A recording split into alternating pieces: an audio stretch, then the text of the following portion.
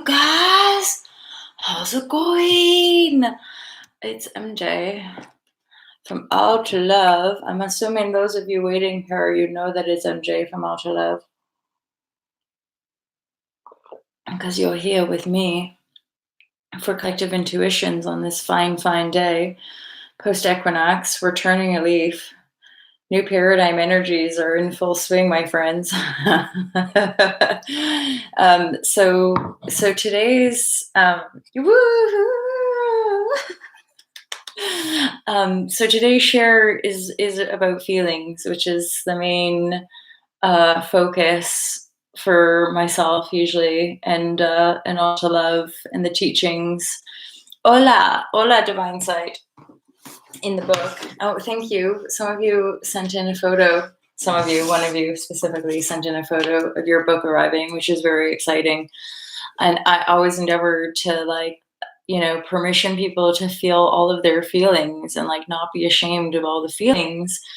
Because so often the way I feel we limit ourselves from expanding and believing in ourselves is because we're frightened to feel to the depths of our emotional capacity, because our emotions as a humanity have been wildly misunderstood, I feel, for one. But then another angle is the sort of denial aspect, or the hysteria aspect, or the judgment that we have around certain types of feelings. And especially in the false light community, or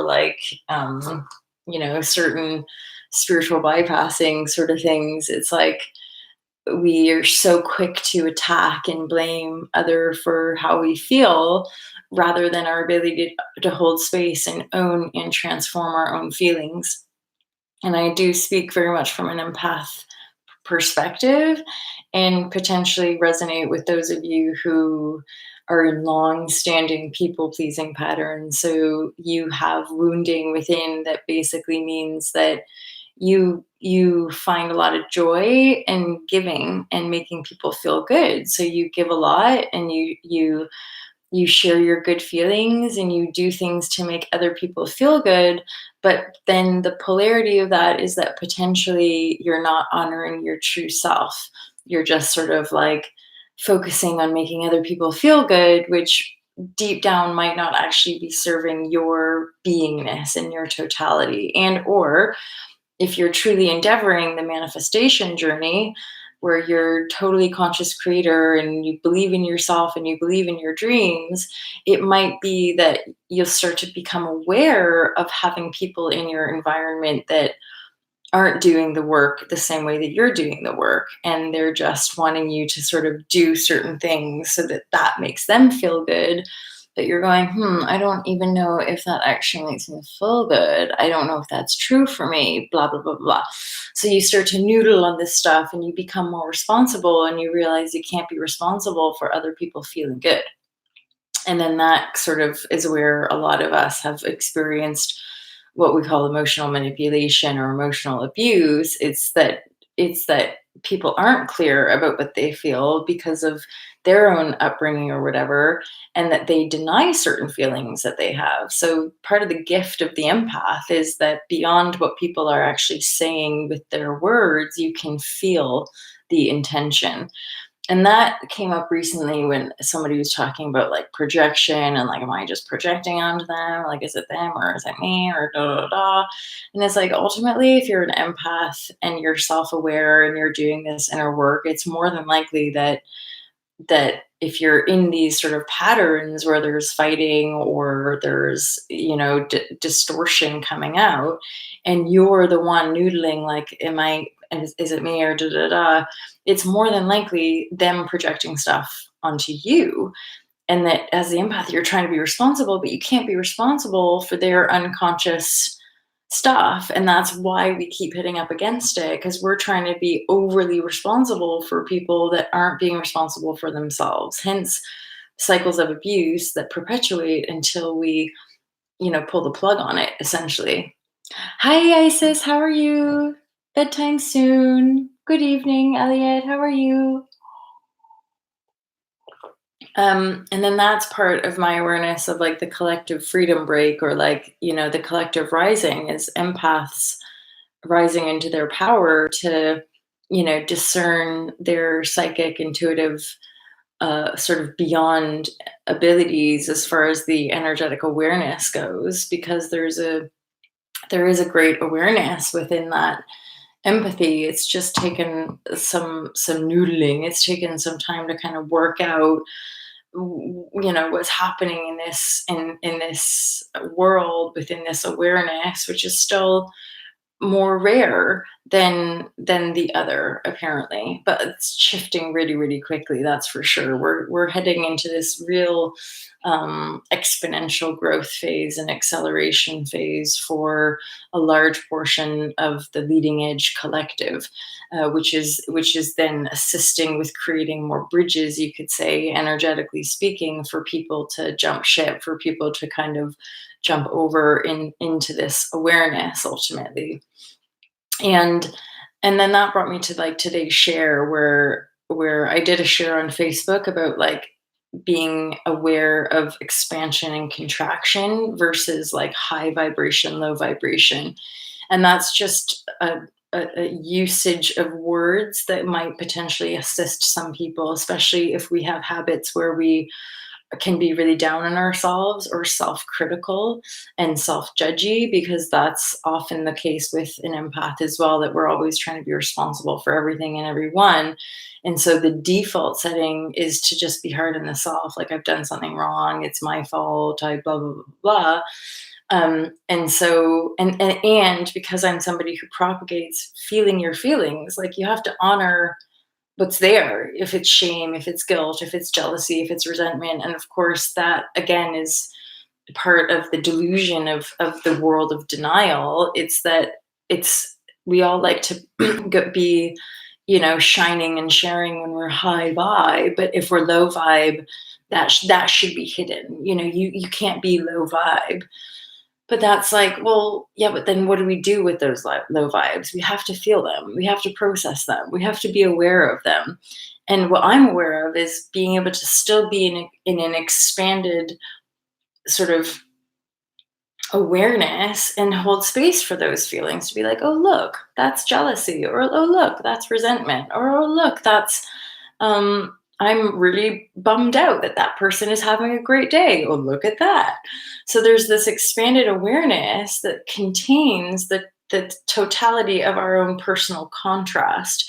And the contrast, so whether we're expanded or contracted around a certain subject or around a certain environment or around a certain group of people, that our ability to just be present with, am I expanded or contracted right now, allows us to move in the direction that's desired, versus the other where it's like, oh no, I'm not high vibe right now, therefore I must be doing something wrong or bad.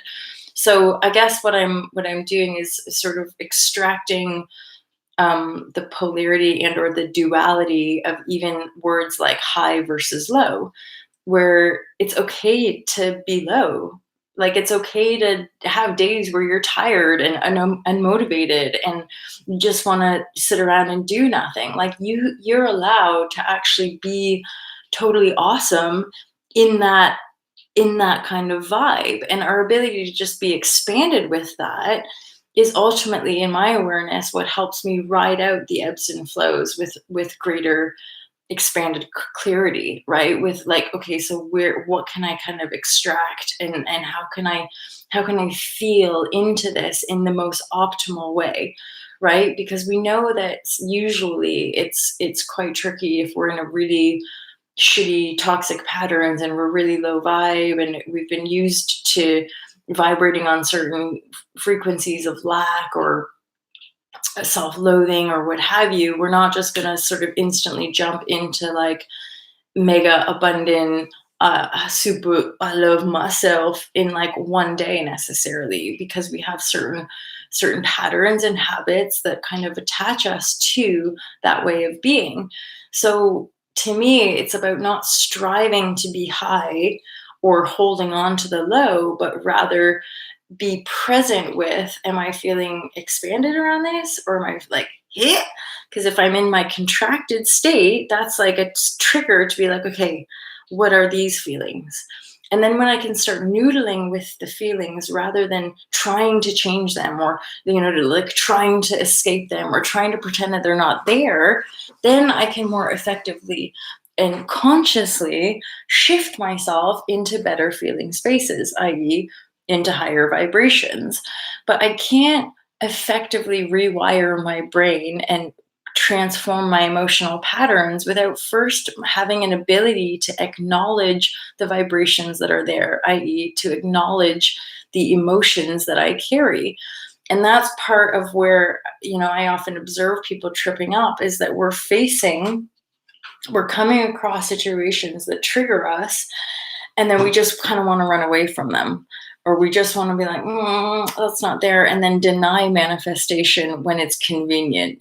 Deny, like, well, that's not law of attraction because that person did that, and that's why I'm feeling this way, and da da da da da. So it's easier to kind of push it back or project or point a finger rather than sit and process our emotions. And it's ultimately the emotional storm or the processing of our emotions, which still, a lot of humans are like, ooh, like, that's unattractive. I don't want to feel that way. I don't want to have to look at my shame. I don't want to have to address that I might have some responsibility in what's going on out there, right? Because it's impactful, because feeling our feelings makes us come alive, and then it makes us burn through and work through all of these different sheaths and densities and, uglinesses and weaknesses, and then, we just don't seem to want to do that. But that is ultimately what is changing. The greater awareness we have with manifestation, and the more of us actually doing it, like doing the work of manifestation, which isn't doing in the construct of the old paradigm. What we acknowledge as well in this world is that my ability to focus on my feelings, my ability to honor my feelings, is focus, is doing in such a way. All the feels like waveforms, absolutely. And we talk about like the ocean of consciousness.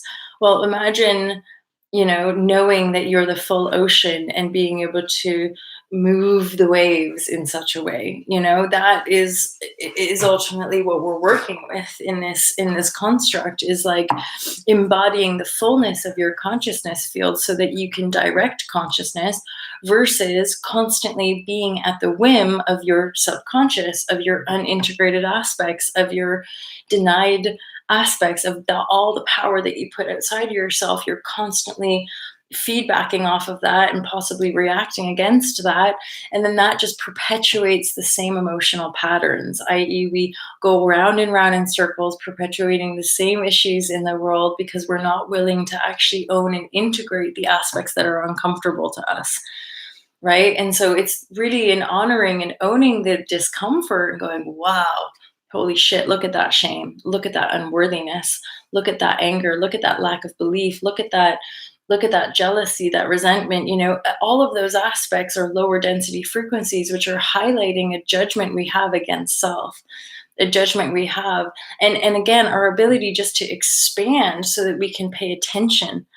It's just that, pay attention to, oh, whoa, look, that person's really flying high and I felt resentment there, or I felt unworthiness. So then can I trace that back? Can I trace that back into a deeper feeling of unworthiness, most of it's going to trace back somehow to that core wound of separation. And the core wound of separation ultimately is what births within us all of the unworthiness and all of the shame and all of the guilt. No doubt, it's the original sin. It's the aspect of self which we denied was one with the creator, right? We deny we're one with God, and then we put all of these frightening aspects outside of self because we don't know where we belong anymore. We don't know where we are anymore. We don't know who we are anymore. And so the whole loop back to self, to knowing thyself, is integrating all of those aspects which we believe to be outside of self, which the blaming and attacking culture ultimately. Oh, thanks, Elliot. um, well, and I can really earnestly say it's to do with the empath's life and the empath's journey, and then everything I say in these shares is ultimately an aspect of my own experience of feeling, like always being really feely, and constantly or very, very often being told by people like, you need to stop feeling so much, or you like, is something wrong with you for feeling so much, or like just pull yourself together and like get a job or whatever, And so, and then for me, going into metaphysics and yoga and spirituality, and then the teachings of all the different law of attraction teachings, and still noodling down to like this core aspect of unity in as far as manifestation goes, and being like, well, if manifestation is a biofeedback of our feelings, then isn't our feelings super duper important? And then the more aware I became of that, the more I was like, holy shit, people are just in denial of what they feel. They just maintain a certain level of physical comfort, and then maintain patterns that kind of allow that comfort, and then deny other aspects that are going on underneath. But it's fun to talk about all this stuff. So and that's where again we meet in this virtual reality, where there's an empath, a growing kind of rising empath community going, yeah, exactly. There's all this spiritual bypassing going on. There's all these more subtle layers happening, even in our love and light communities or our yoga communities, where there's a bunch of finger pointing going on and a bunch of narcissistic abuse going on.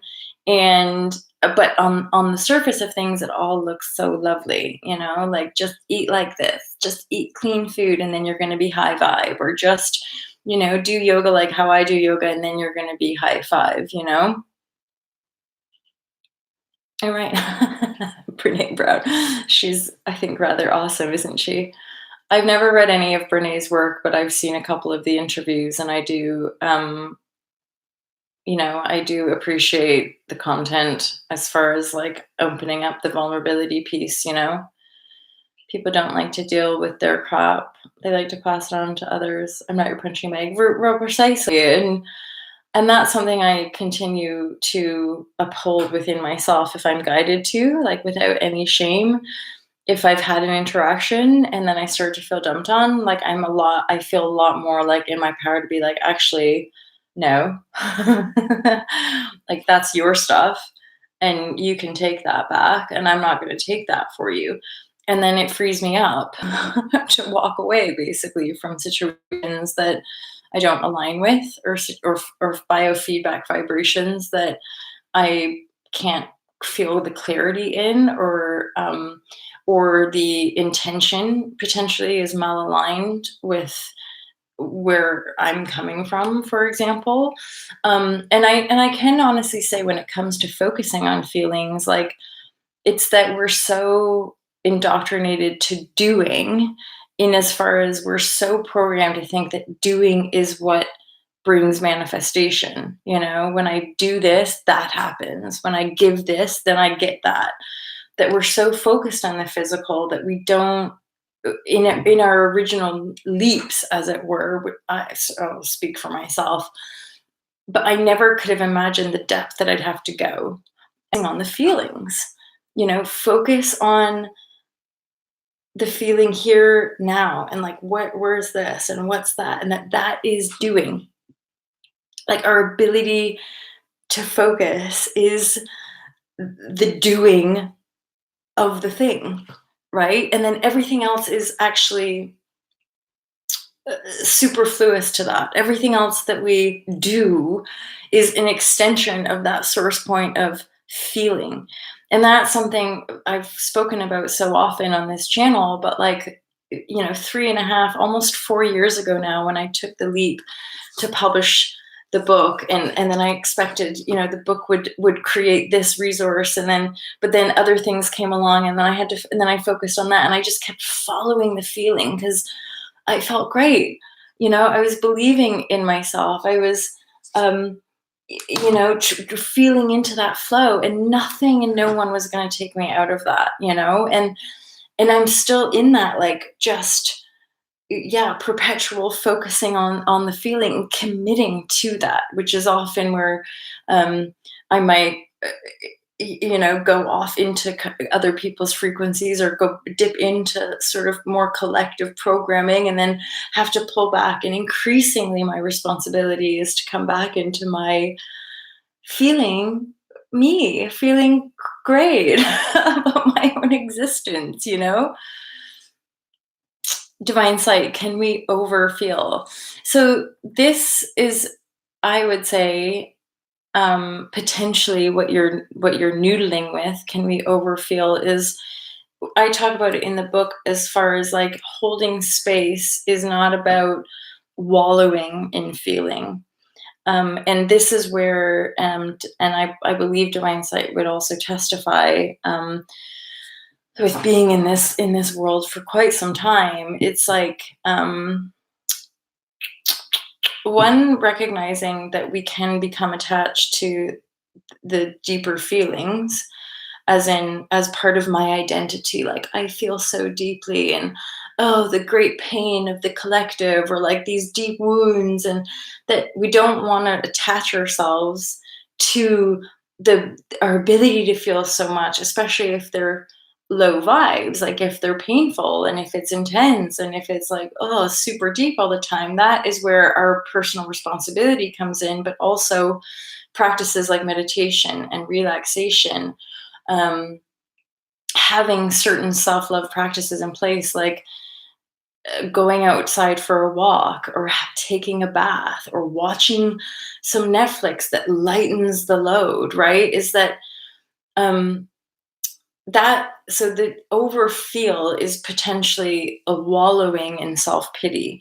And there again is this awareness of just being able to expand our awareness, so that we can be like, is this constructive for me? Like, is this me feeling this way? Is this really me, or is this part of a collective frequency, or is this a program that I can actually transform?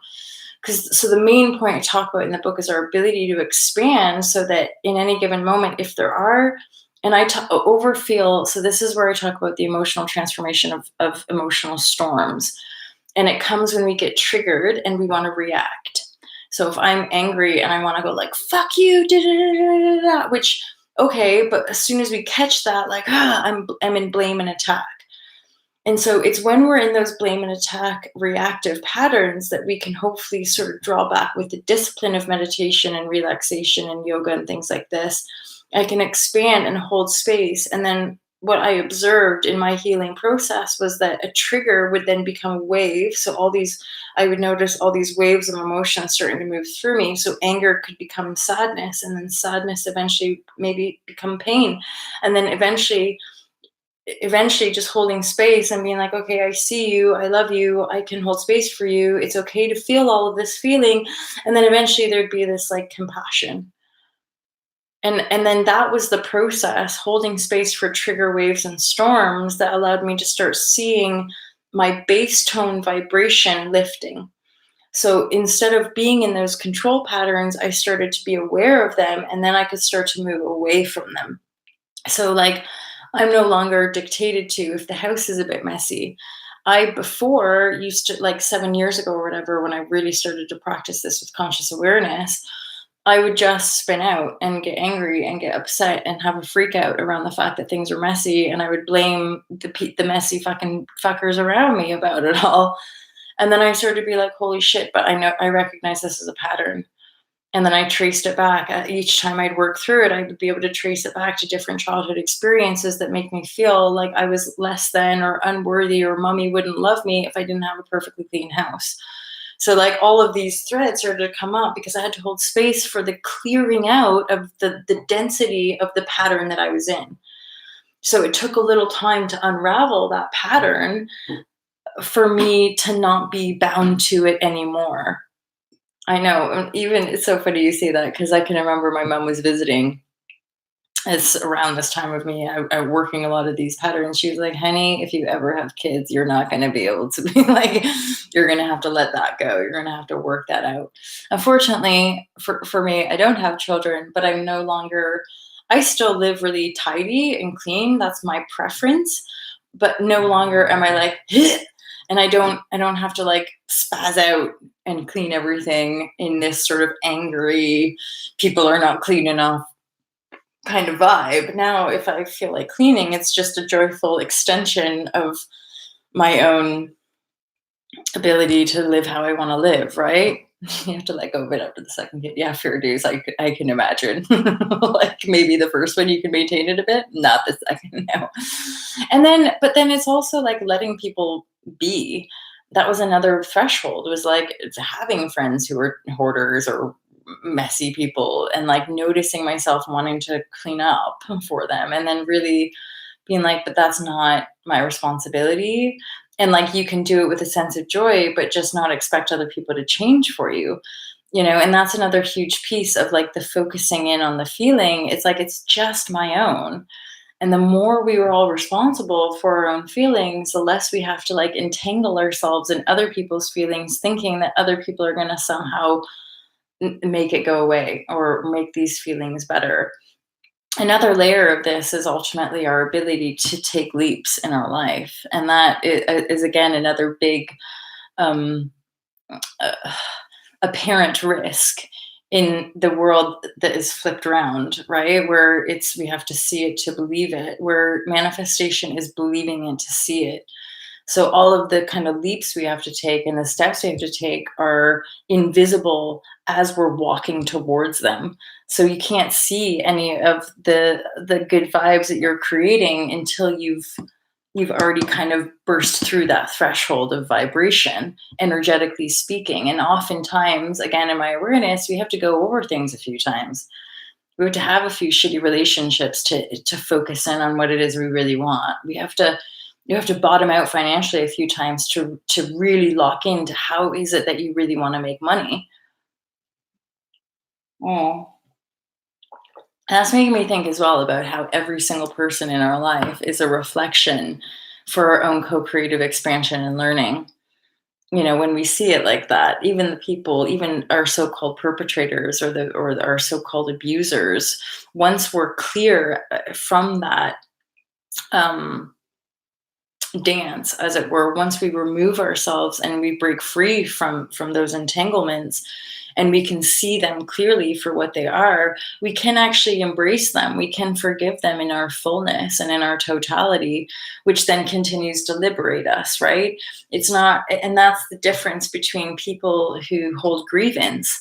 I am now in a place vibrationally where I will let myself express. If other people can't hold space for that, or are like, oh my God, you're so angry, or oh my God, you're so then that's my cue to go. I'm like, okay, like I'm allowed to feel this way because this is how I'm feeling. If you can't handle it, then you've got a whole bunch more stew to work out for yourself.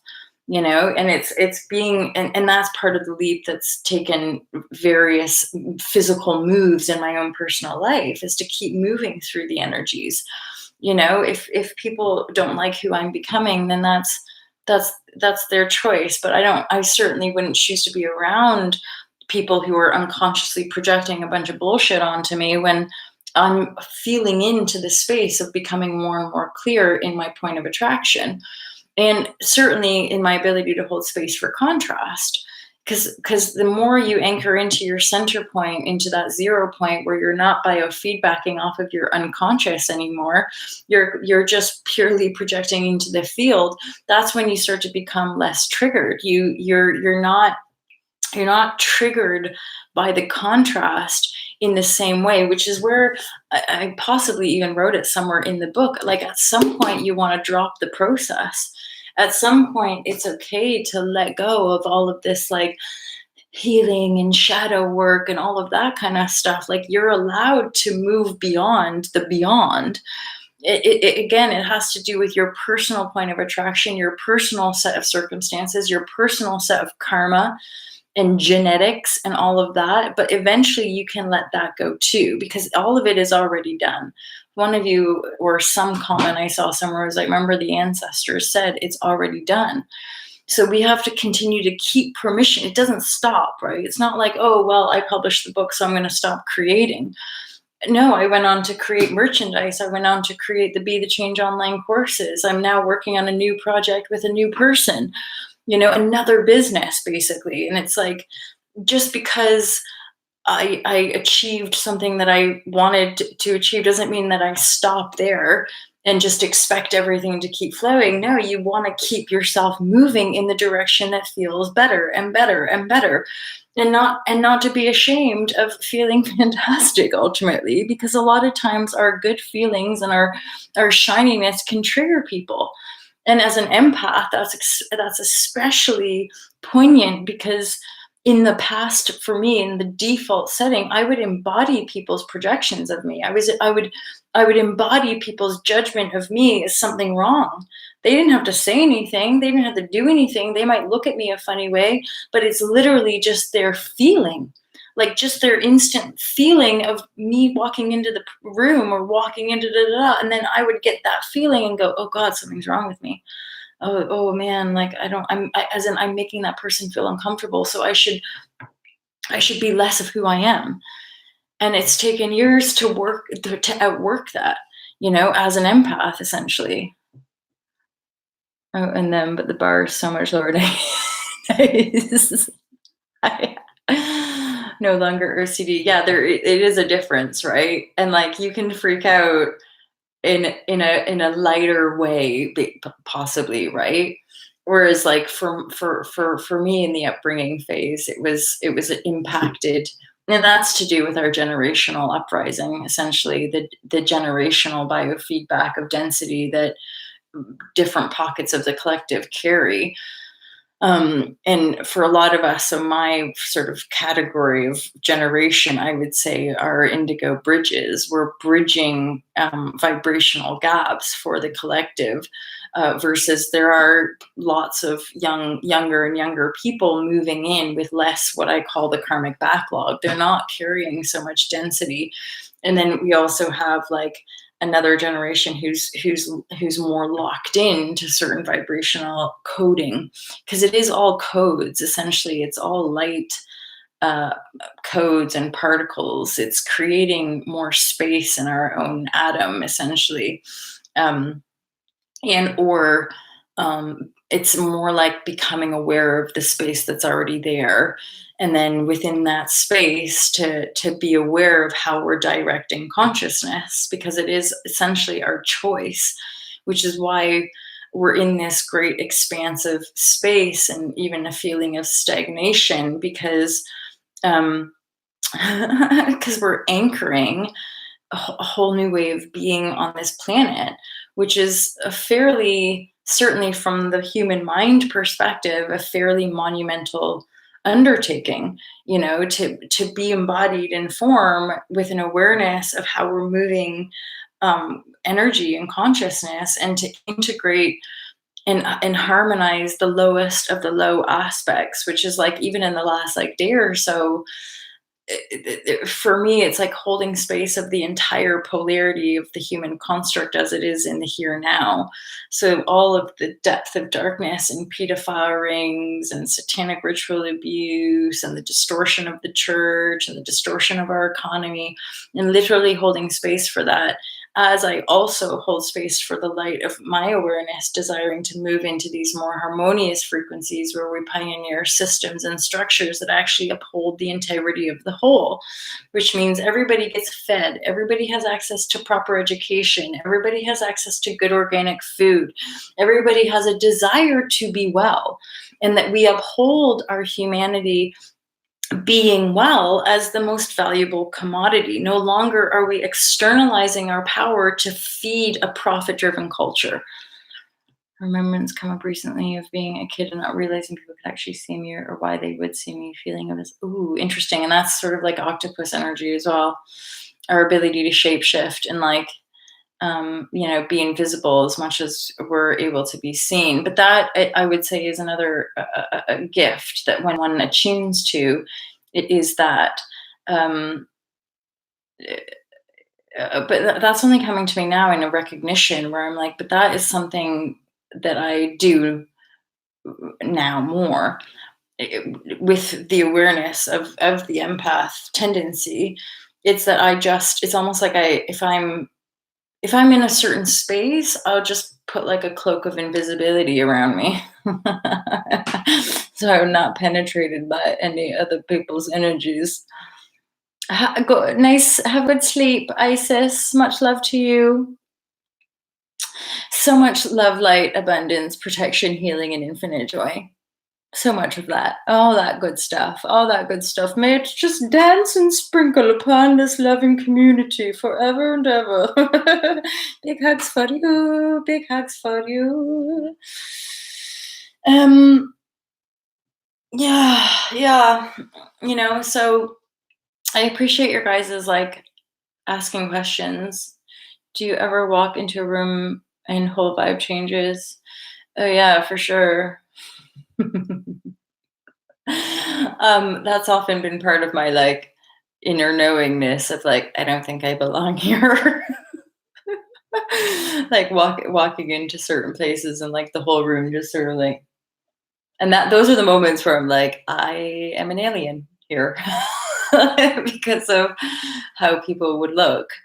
Um and or yeah, like where people are like and you're like, oh, I'm sorry. Oh. um but that's in the increasing, so the feeling focus is also the increasing awareness of pure intuition vibration, is that I live like fully anchored in my intuitive capacity. So what I find now is that I just don't stumble. When I was more like like free falling through life in this guided path, but with a lot less focus, as in a clarity, just a kind of sense of like I can't do it like that. I need to do it like this. Like almost like yeah, in not knowing, because even 10 years ago following the intuition was so radical and people were like, you need to get with the real world, Molly, and I'm like, I don't know fucking how to do that. I'm sorry, I'm just gonna flee. As in fleeing felt better than staying, in those situations. um so yeah, I just totally lost my train of thought.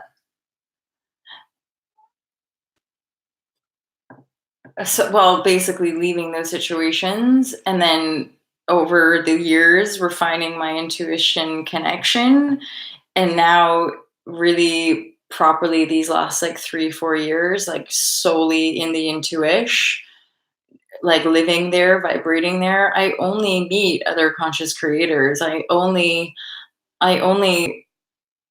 it's like the frequency bandwidth, the wavelength, the frequencies that I'm attuned to now are just, I only ever get guided into these sort of situations. I only ever meet people that are consciously aware of, say, like the system or new paradigm or paradigm shift. So, and that was an interesting, like, even in these last couple of years, a biofeedback that I would get from some clients, or I'd get from like some people that were just, booking a couple sessions. Or like, oh, but I'm so weird, or I'm so like, my family's gonna think I'm so blah blah blah blah blah. And I'm like, oh, funny. Like, I don't get that. Like, I don't in my awareness think that we're weird, or think that like, oh yeah, we're so spiritual. I it's There's no separation. So and if anything, I just hold space for the whole collective of humanity to make this leap, to make this shift. And I also allow for beings to not, as in I can totally hold space for people if they want to stay unconscious, if they want to stay blaming and attacking. Like, I'll just be like, that's their choice. That's their choice, which is just as profound and spiritual as not making that choice. I just don't perceive from that lens anymore of separation.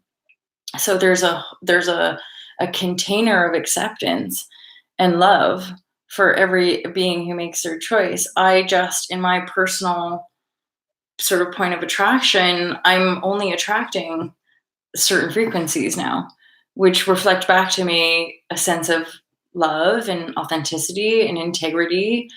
And non-labels, which is quite nice as well. Hola, hola, divine healing starseed diva. Nice to see you, chica.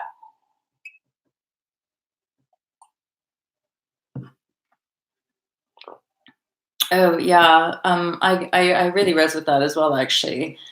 Um, when does it not change? Exactly. When does it not? It's just perpetual change always. um, so I think I saw myself as just eyes. So that's really resonating for me with regards to like early awakenings and just often as perception. Where like I just certainly around those times of early awakenings, it was just so obvious to me. I'm like, yeah, but I'm the only one perceiving. Doesn't anyone else get that? Like, don't they get that they're the only one perceiving through their inner eye? And like, so what else is there other than me being able to navigate this perception? And then how the F do we do that? Oh, right. Okay. It's in my feeling body. So the feeling body is part of the wiring of the complex system, which allows me and gives me access to higher vibrational thought and or like I did the share on Facebook, expanded thought. Expanded is for me the idea of integrating higher aspects. Expand. Don't deny low and reach for high. That is an aspect of duality. Just be the expanded witness, be the expanded self. And then from that expanded awareness, just keep choosing the ones that feel better and then allow all the shit too. Right? Just you can allow for the depressiveness. You can allow for the shitty low vibration. I mean, heck, there's more than enough of it in the world. But it's just like, oh look, all the shitty feelings. I'm just gonna be okay about it all. And I'm gonna have a nap. Or I'm gonna watch some Netflix or hey Caroline, hey Chica, what, I got you. I'm gonna do my nails. I'm gonna put some makeup on. I'm gonna whatever, but just if we deny and chase and deny and chase, then we're not shifting anything fundamentally. We're just superficially going around in circles, which is again, I would say part of what people call the false light. Or like or how as a collective we're bridging into this concept of authenticity being the new spirituality. Spirituality as an industry is just another layer of industry, which is more systematic bull crap in essence, because it doesn't if unless it allows us to be free to be who we are, then it's just more judgment. It's more authoritative finger pointing, which just perpetuates more authoritative finger pointing versus like, who are you? And what is it are you here to express? Who is it that you're here to be? Well, be that in the high and the low. Be willing to hold space for the high and the low. And to me, that's true so-called spirituality. But even any label at this point, I'm like, it doesn't sit well with me because at the end of the day, it's just in your heart. Be in the heart of your humanness so that you can connect with your experience. And that is part of the biggest shift in our awareness, I'd say, is realizing that people are either in their heart or they're not. Right? You're either feeling in your heart space or you're in your head trying to control what's going on or trying to project a mask, trying to project an illusion, trying to keep somebody fixed in place. Be in the heart space and allow the emotional field to just be moving through you so that you can expand your awareness and be aware of it. Otherwise, where are the cameras? I know, right? It's constant. It is just, and this is people that I'm finding at different stages in their evolution where they're taking these leaps and then 3 months in or 6 months in or 2 years down the line, they're like, fucking hell, this is relentless. I'm like, well, yeah, being being in your feeling space and focusing, it is relentless. It's a different kind of work than the 3D paradigm work paradigm. I go to work and make money. Brr, brr, brr, brr, brr, brr. There's it's three dimensional. It looks like what it looks like. I trade my time and energy for this currency and resource versus the manifestation of I focus my entire beingness into a better feeling, more abundant space without any proof of any circumstantial evidence. And then poof, my circumstances continue to reflect back to me and they reflect back to me. And I continue to own and transform and integrate and own and transform and integrate. Right. And then life takes on this completely different awareness. We call it the new way of being. We're so spiritual. It's true. It's true, you guys. We're more spiritual than everybody else, which makes us better because we're higher and we're more advanced. And then there's the endeavoring of so let's just be kind. And that's another bridge and another ability to use words and align them with certain intentions. To me, it's like, let's just be kind and generous to one another. Rather than trying to be fucking spiritual, just be a decent human being. But remember, here's the clincher, especially for the empath: be kind to yourself first. We have to find a way to have compassion for the self, to turn down that criticism that we are indoctrinated to buy into as a means to get ahead at a competitive, dog eat dog world or whatever. Let's instead find a way to have the ultimate kindness and generosity and compassion for the self. Right. And that for me, what I would say was some of the biggest shifts and the biggest turning points was me noticing my own self judger, noticing my own self critic, how easy it was to keep turning it back on me and then suddenly going, wait a minute, maybe I'm not surrounded by people who are being really honest, or maybe I'm not, and then having to look at those layers of projection and how much we can actually do for other people, regardless of what they claim they are, what they say they are, there again is, when you live in your heart, when you're coming from a good place, when you have intentions to serve and to give, it is truly, truly in the biofeedback resonance field of your own heart space that you can discern where people are coming from, whether people are lying to you, whether people are playing you, whether people, and it can be kind of like, intense.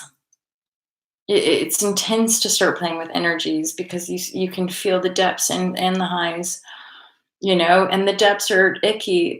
Nobody wants to sit with the shits, guys. Like, it's legit true. But like those of us who res here, if you have the capacity to do it, sit with the depth of darkness so that you know what it is. It's like know your enemies kind of thing. It's like contain all that is. I hold space for people to resent me and judge me and hate me and loathe me and still shine unconditional love that way. What is that? Patience Low gave you hootie. I'm like, what is that? That's making me feel all juicy. Because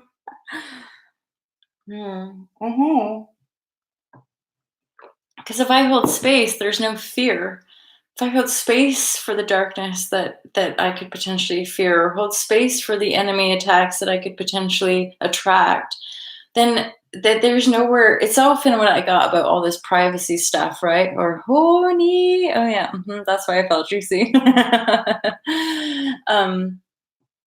If I contain it in my totality of my creative field, then it has no power over me.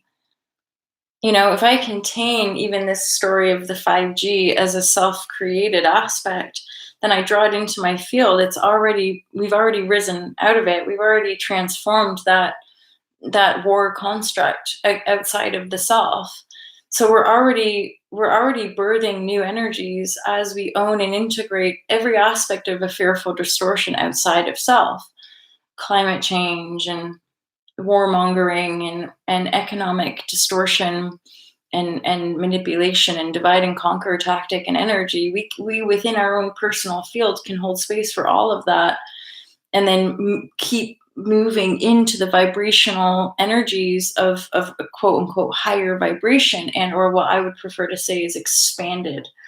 So the entirety of my field can hold space for the depth of darkness on this planet, and at the same time harmonize it within the light of my awareness through unconditional love and forgiveness to to rise it up to rise it up as one, so that I'm not talking nonsense here. It's not like, oh, spiritual mumbo jumbo. It's common fucking sense that we find a way to vibrate forgiveness in our hearts so that we heal that distortion in our human endeavor and rise it to something more harmonious, which we experience in our feeling body, which is something I personally just most majority of my time and days I just am able to feel harmonious. I'm able to feel okay, at least, about whatever it is I'm feeling. And I might feel dense as shit. I might feel like I'm walking through tar, which I did like 3 days ago. I might just want to sleep. I might just want to smoke cannabis. I might just want to drink coffee all day and I could sit there and beat myself up over not being some fucking shiny, perfect goddess, which the world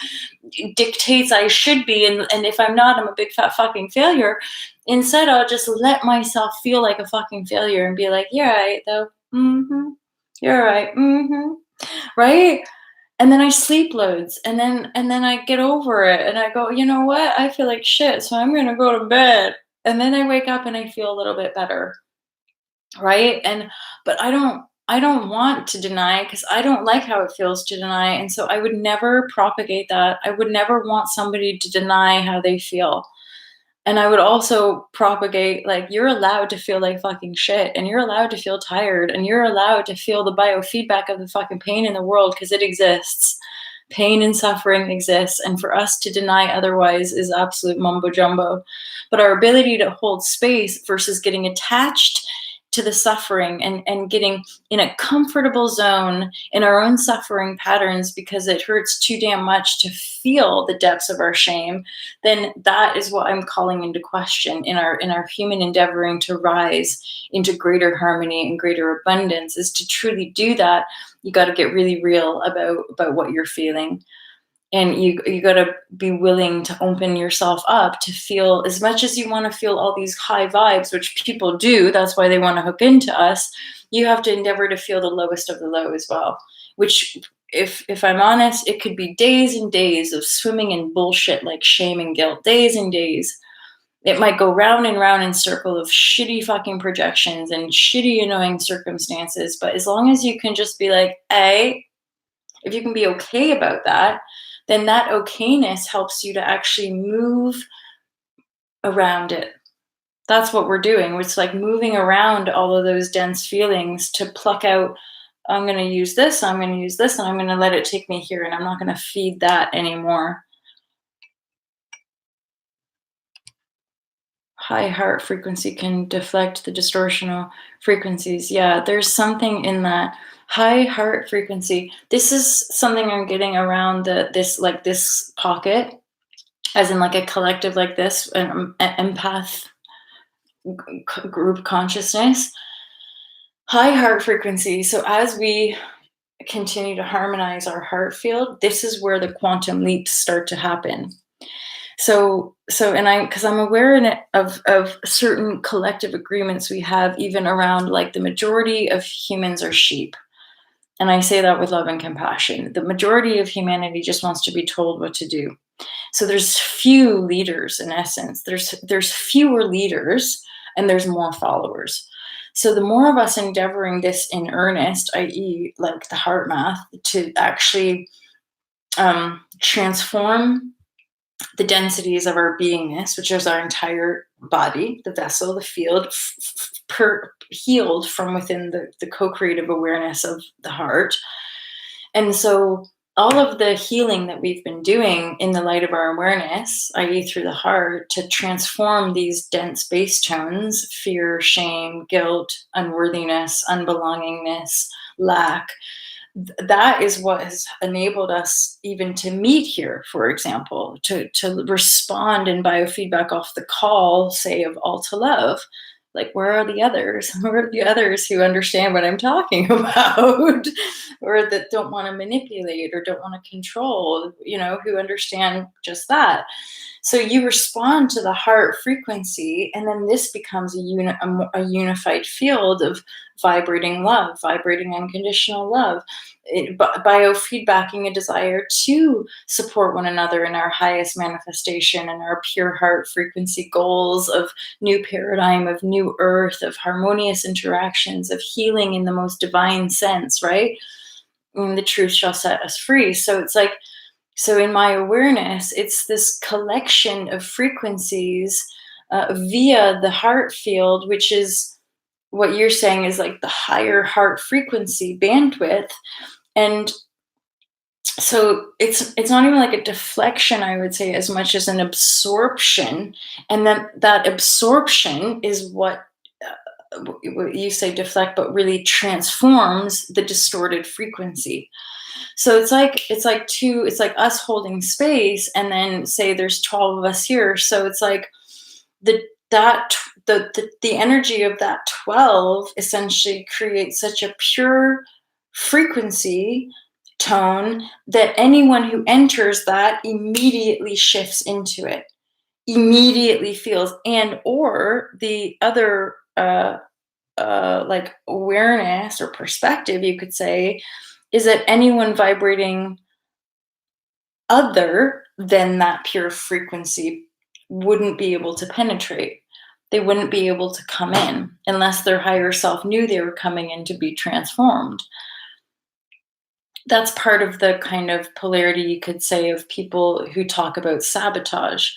So in my awareness, I don't particularly like to propagate any idea of you made a mistake, i.e., the shadow work. I don't want to go, I don't talk a lot about that, because I just put it as like density. You transform density and then you move through it.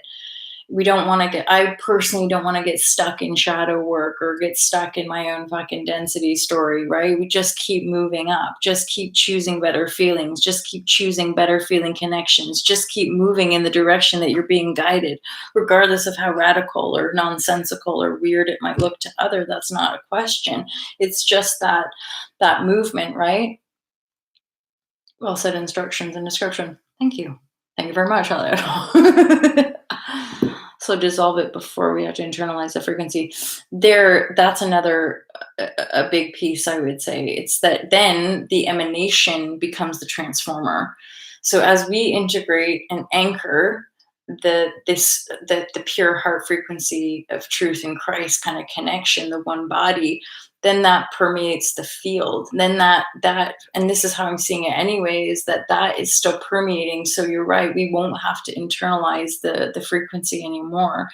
That's more part of the process of bridging, I would say, and understanding energy and transference, understanding how we're constantly biofeedbacking off of our reality, i.e., everyone is us, everyone is a reflection and expansion. But the more we anchor in the truth of our knowing via the container that we're containing, and we align with other frequencies that are in alignment with that becomes like a stronghold. It becomes like a radio tower emitting those frequencies and essentially allowing those frequencies to permeate the field, so that more and more of the waves that are coming in are in this deeper knowing, in this deeper sense of self. And so they won't buy. That's part of why some of us are experiencing more and more triggerlessness. We're not being triggered because there's like a stronghold of energy that's softening and or dissolving those frequency before they even hit the field. So I'm not getting triggered in this sense of like, oh, I'm having to like do all this deep transformation anymore. It's like a everything, like more like Neo properly, where like you're the observer outside the field watching vibrations coming in and out and discerning contrast to keep yourself in that middle fixed point of awareness. Hey, Roots, whoop whoop. Hey, Chica. Oh yeah, plasma neutralization. Yeah, for sure. That's 100%. You're so freaking smart. Yeah, so are you. It's all reflections, moflo lovers.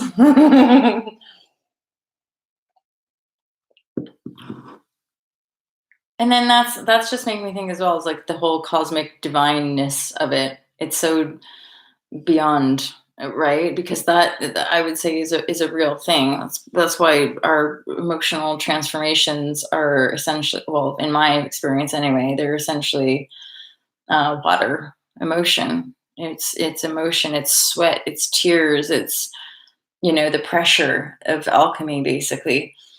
Um, and then, but then, what I got there was that the plasma aspect also has to do with the Schumann resonance. So this is like the Earth's base tones are rising. That's why we're shedding them. It's one and the same thing. And then um, the solar flares. So there's an aspect. So the solar flares bombarding Earth is like one and the same as Earth's rising because of the infinity loop cycling round. And all it ever is that infinity loop. And that's our experience of contrast. And then we're up leveling. So it's like if you imagine an infinity loop, like, so like in my awareness anyway, it's like there's this infinity loop that we've been going round and round in. And what's happening is that what we're experiencing in the shift or the great awakening on this planet is simply like the earth having been, say, like 2000 years or just whatever age cycle you're wanting to put this into, 26,000 years, 6,000 years, 13,000 years, 2000 years, the last month, whatever. There's an infinity loop and we're tracing the line of the infinity loop. And then what's happening is that we're going from one level of that infinity loop and we're jumping it to a higher level, a greater harmonic. Right? And that, but then that is a perpetual cycle. So as an individual soul creator, it's never ending. It's not like once we get there, then it stops. No, but you just keep going. You just keep going. And that is part of the distortion of the language, like the high and the low versus just be an expanded self, just be an expanded aware self and notice it all. Cause it's all worthy. You're as in, and that's like another big piece of like, you're allowed to be who you are. You're allowed to have the shitty days and the shitty feelings, and you're totally awesome if even if you have the low vibes. We all have the low vibes, I often do feel like mentally speaking, we're quite good at just regurgitating the information versus actually having a biofeedback resonant experience and then, living to tell the tale of the experience of manifestation. Plasma neutrality. Woot woot. I love it, you guys. DNA upgrades in water. Yeah.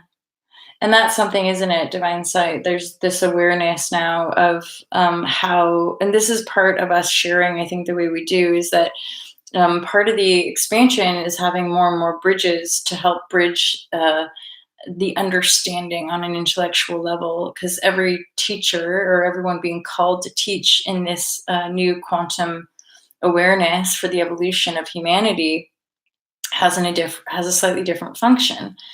And the way we biofeedback off of one another as a community is helping us all have a deeper understanding of what we're doing. Again, because the doing, it looks completely different. Not making money in conventional ways, not operating the way we were taught, or sleeping in the same pattern, or eating in the same pattern, or none of it looks like how we were programmed. And so more and more of us endeavoring it really want to endeavor it in our authenticity, right? We really want to endeavor it in our sovereign truth, to be the example, not just reading a book and then jumping the gun and like pretending like we have all the answers for everybody, which I think increasingly that's why people get triggered and why we're lifting the lid on the false light and or like the spiritual bypassing community. It's that people are like, wait a minute, that doesn't quite gel. And also, all you have to do is look at someone's life. Are they in abundance? Are they living on flow? Do they have, because no longer are we living in that lack paradigm of spirituality either. Yeah, roots. Woo, woo. Love you, babes. Love you, babes.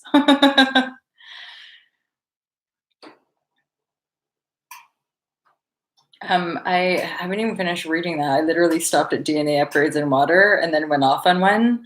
The frequencies rising, Schumann, the electromagnetic fields resonate through the water in the body, upleveling the DNA. Yeah. Oh, see, and this is our ability to abstract think. This is why it is another unique thing that we're all co-creating. It's that this it requires us to think outside the box, to integrate and understand what's happening in our bodies, and then how what's happening in our bodies relates to one another, and also new paradigm projections, right? So we understand that there is some kind of divine co-creative experience happening to uplevel the whole of humanity, that our ability to manifest isn't just some selfish, egotistical, capitalist endeavor to be special in the world, right? But manifestation in these times that we're living in is to do with some beautiful divine and cosmic rising in into more beautiful humanity, into a more divine, benevolent, graceful, generous, kind humanity. So that the idea will be that in these forms, we forget that it was ever any other way. That's part of the DNA restructuring, is the more you vibrate in these more enlightened, more harmonious frequencies, the less you remember that it's even that people would even choose another.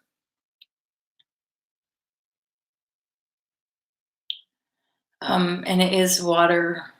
And then I'm thinking again about like the octopus and the depth, and the unity piece of integrating the depth of darkness that we feel in as far as fear and external control energy, and then harmonize that within the self. And that's where taking action in the masculine energy is, uh, what needs to be held in that divine feminine, is that we're more programmed with the masculine tendencies. So our ability to heal and rest and self-care is initially part of the dominant, uh, healing way, you could say, like being really kind, really, really resting whenever you want to rest, caring when you want to care, nurture when you want to nurture, because that's the ultimate healing. Because our ability to take action and be productive is already quite well honed.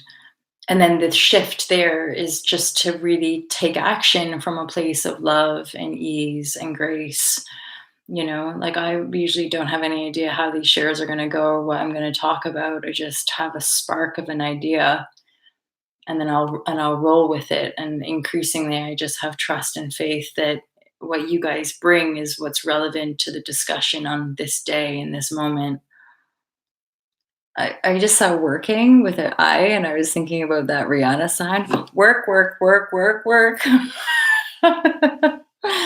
Working with writing Sanskrit in a language like that is useful at times. Interesting, water and hydrogen. Yeah, just a word. That's right. For the fundamental atom and density. That's right. That's right. It's truly the atom in essence that we're working with, and the infinite space within the atom to hold, to be present with that divinity spark. That just reflected back like a hardcore download I had like a few days ago, of like the divine spark is the atom, and we can become one with the atom, is one with infinite intelligence, and intuition ultimately is infinite intelligence, and it's connecting, it's like locking into that divine spark, which is the atom of all creation. It's like the God source. So really, truly, it's being within that God source. And I would say being within that God source is what allows the waterways, our healing, to do what it needs to do: cry, purge, clear, heal, shake, dance, whatever it is that we're guided in any given moment is what is, and that's what's meant to be.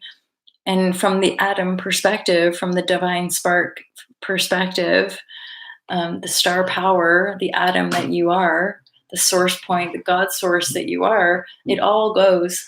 You can't make a mistake. You can't go wrong.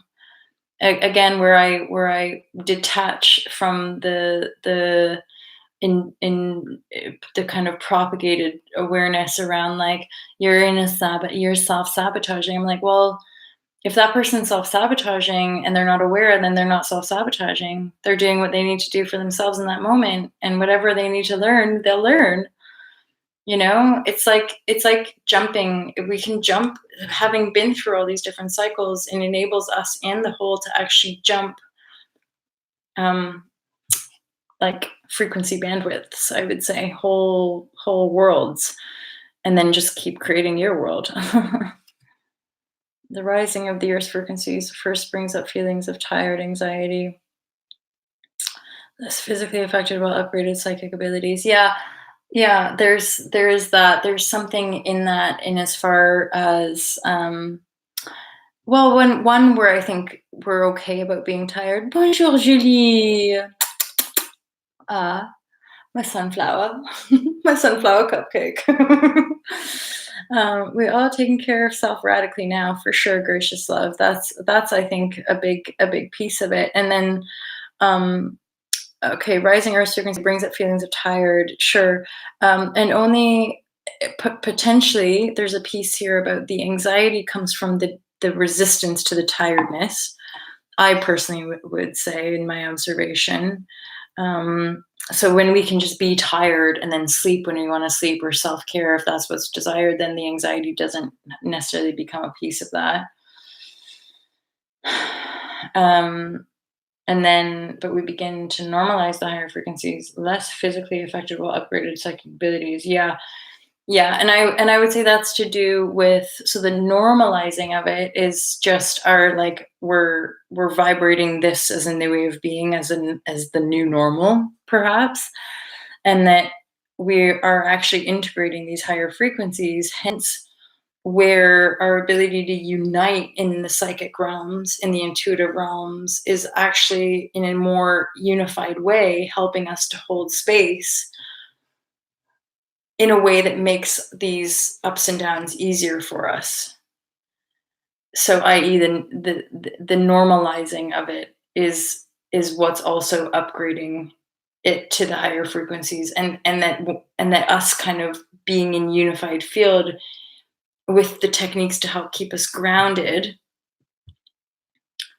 um, is also what's kind of permeating the field. And then, like, I love that we're all taking care of the self radically now, precisely, which is totally connected to the normalizing of the work that we're doing. Hence, and then I'm looking down at made for deeper sleep. Hence our ability to allow one another to sleep when we need to sleep, share insights when we need to share insights, hold space for one another. The uniqueness of our sovereignty is something that's coming in quite powerful in this moment. It's like we really are very unique vessels in the function of co-creation. The uniqueness is so profound that, like, we're still discerning the, especially because unity makes it things like I am you and you are me, which is true in the broader sense, but at the same time there's a purpose for our uniqueness. There's a purpose of the ego in a sense of separation, because we are desiring to have experience in finite form. Otherwise, we wouldn't be here. We enjoy separation in the form of sovereignty and their ability to create our own uniqueness, right? It's just that not from a place of control and domination, basically. Not from a place of thinking like I have to dominate everybody to get my way. That's all. You know, this was my journal today. Yes. Telepathy. One mind. One pure mind, right? I recently purchased a weighted blanket. What's that about? Off to my pillow. Oh, I love you, divine. Mega, mega hot love for you. Mega, mega hot love for you. Each piece different, but important to create the whole image together, for sure. Yes, hence when we attract different people that then reflect back where we are in the here now versus where we were. And that's something I can testify to moving through the transformational cycles throughout my life, is that It might seem ruthless to people when I kind of detach or walk away, but it's to do with the feeling and the sensing, i.e., focusing on the feeling. It's like if I'm moving into different energies which are feeling better to me and I want to keep moving into them, eventually, sometimes those other interactions don't feel as an alignment of where I'm endeavoring to go. And moving through these energies quite quickly, that's the only difference, is that other people just seem to not move through them, or not to, or give themselves too much comfort to lean into. I'm not sure.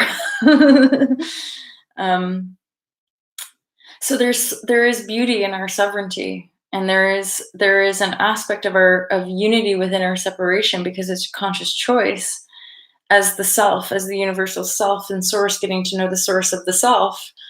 It's that infinity, it's that constant polarity and shapeshifting. It's only the construct of thinking it's fixed and thinking the external world is something outside of self that has us looping, in a disempowered way, versus our ability to loop in an empowered way. And that has everything to do with an expanded mind, a mind that's not attached to the form, but in the expanded awareness of self. Many glass beads, kind of like sleeping under sand. Oh, right. Okay, cool. Yeah, yeah, yeah. That's what I intuitively felt. It was like some sort of almost like a therapy.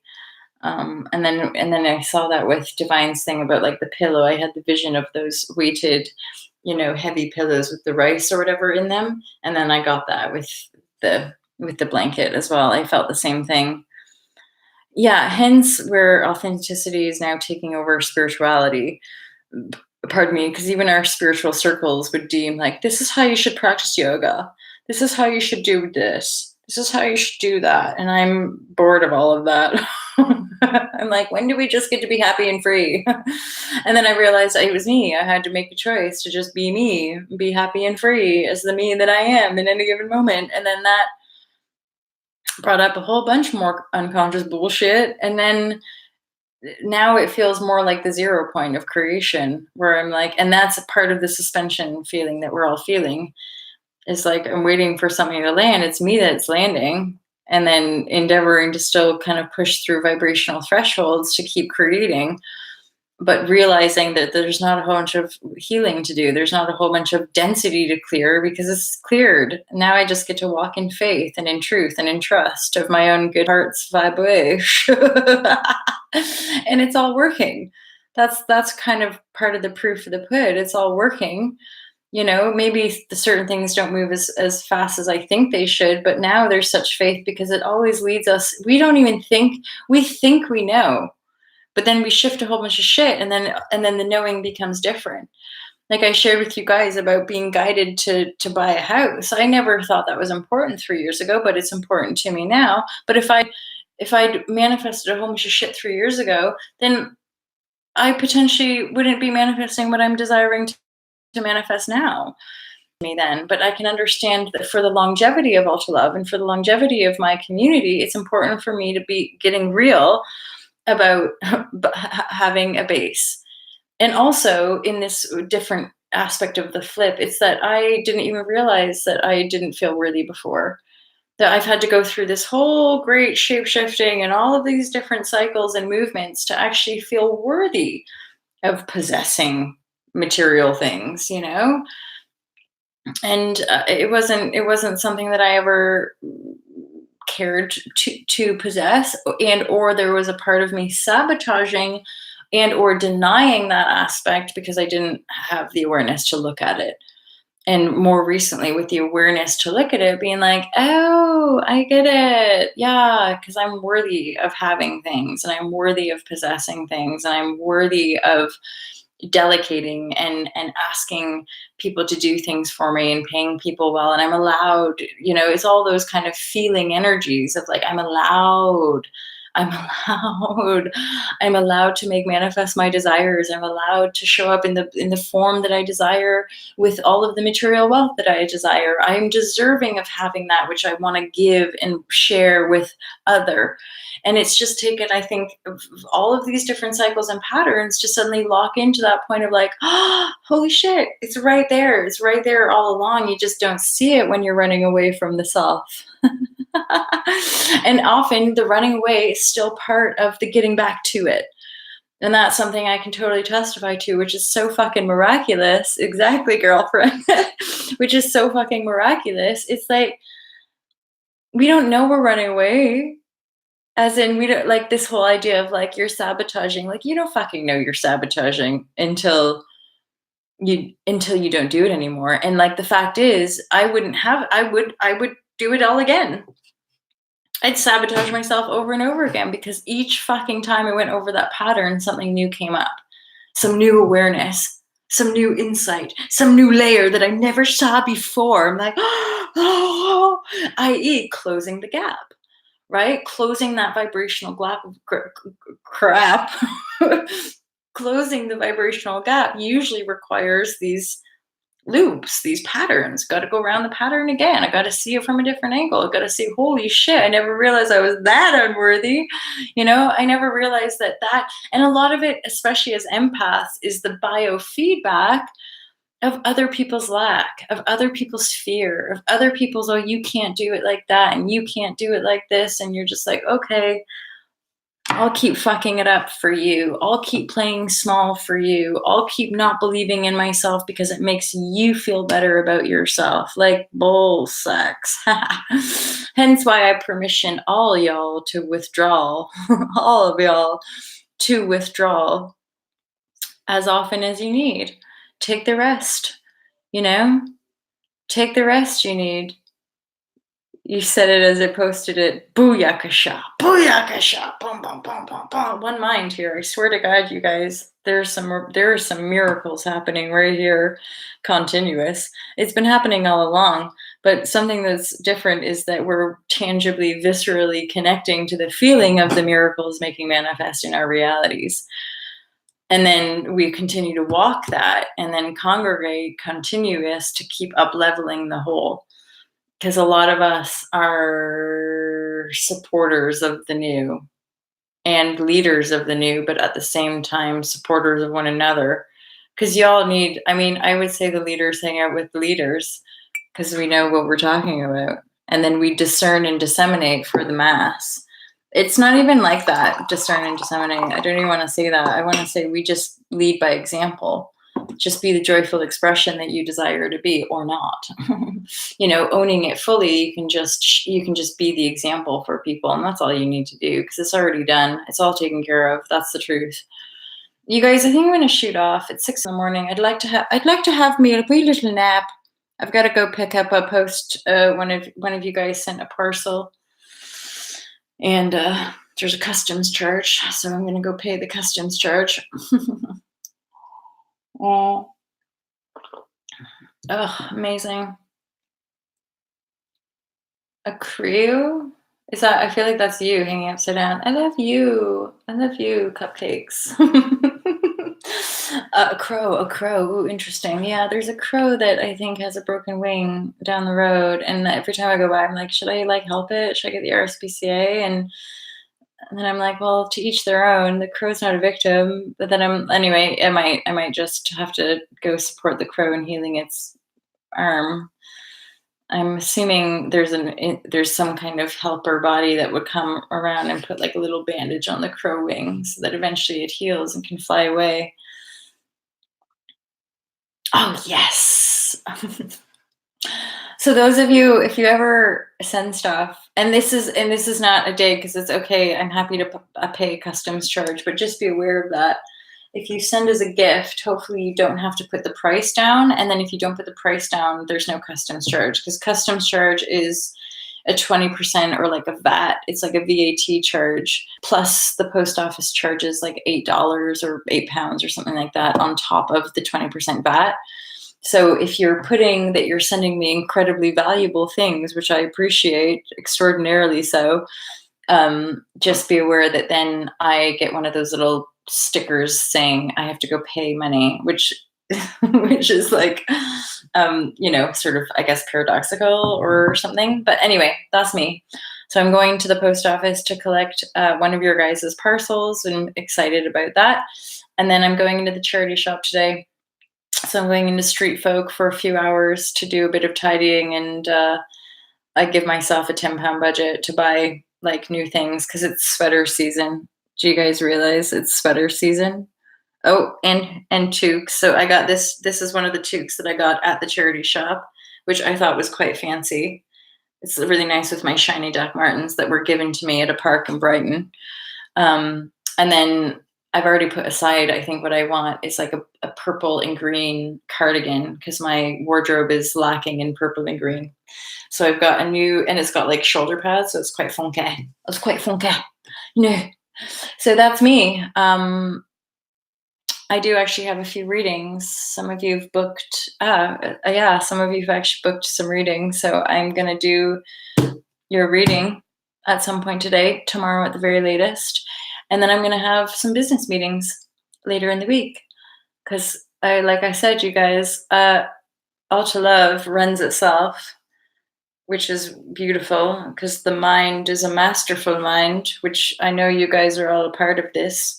So you guys get where I'm coming from. So All to Love is running itself, and that's kind of freed me up to start looking at new projects. And I also got some cool help potentially for producing Unplugged for Freedom, which is basically just like really slick equipment, which is amazing. So yeah, I know, shoulder pads, right? But you'll see, I'll post probably this sweater just to double check, make sure like you guys like it, because I only ever buy things that will be approved by you guys. That is a lie. MJ is the only one that needs to approve any of this. So yeah, big love. Oh, hi, Tree Hugger. How are you? Actually, be with it. What is that? Anyway, so yeah, I'm going to the charity shop today, and then I'm probably gonna have a chill out afternoon. I might go to the cafe across the road and have one of those vegan cookies, which is absolutely divine. And that will be me. And yeah, and then I have like business meetings because but this time I'm actually, and this is quite cool with the energies, is that like coming into sovereignty, directing All to Love as the sole, creative director of All to Love.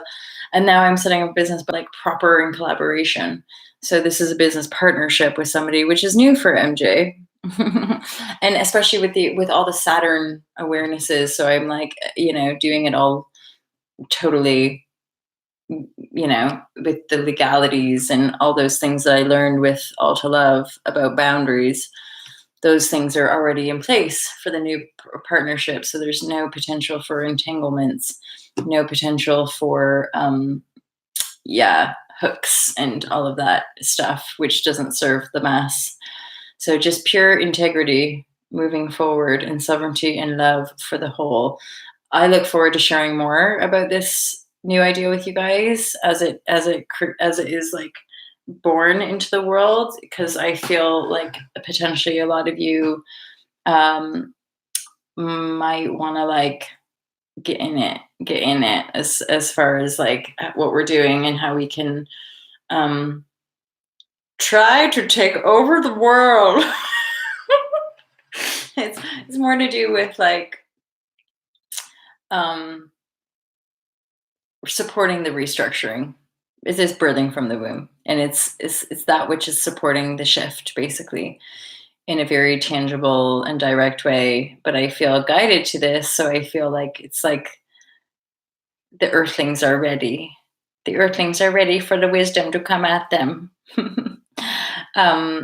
And it's thanks to all of us. We know this. We've done a lot of good work, you guys. And I feel like we're finally really moving forward with a sense of love and integrity and worthiness has been a major one, right? Love and money. It's been a big theme for us for a few years now. So I feel like we're finally walking into that energy and really empowering and embodying the power that we are, the truth and the divinity that we are, which is let the earth take over the world. It's true.